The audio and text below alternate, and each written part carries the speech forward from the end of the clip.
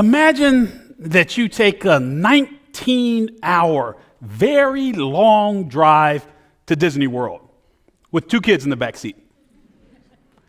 And 15 minutes into this 19-hour trip, the immutable laws of nature dictates that you get the question.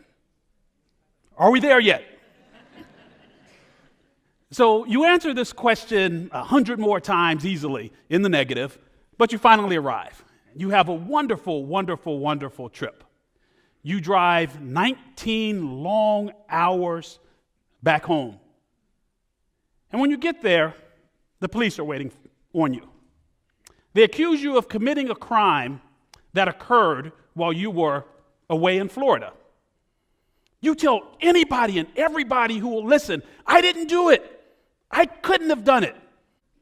But no one believes you. Ultimately, you're arrested, you're tried, you're convicted, and you are sentenced.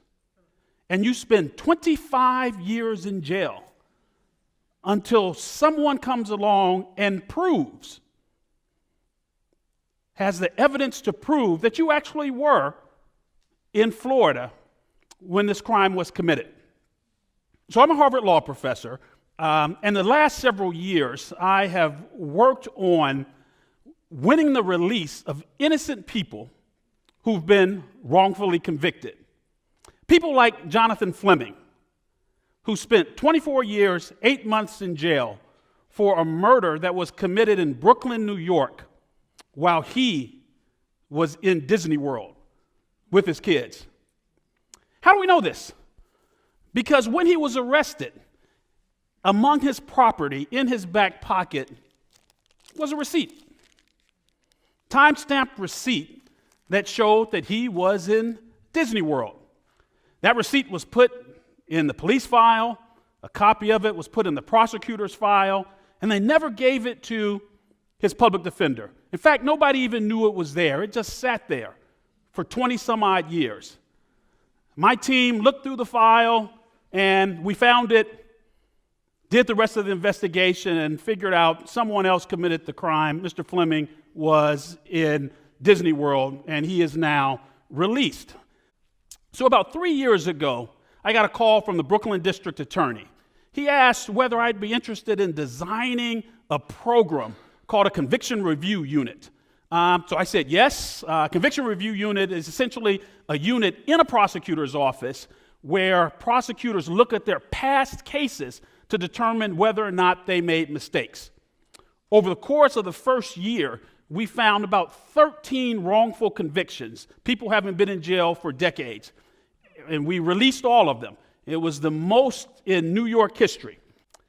If there's anything that we've learned, anything that I've learned with this conviction integrity work, is that justice doesn't happen. People make justice happen. Justice is something that people of goodwill make happen. Justice is a decision.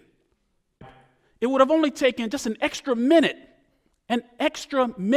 for someone to look through the file and find this receipt.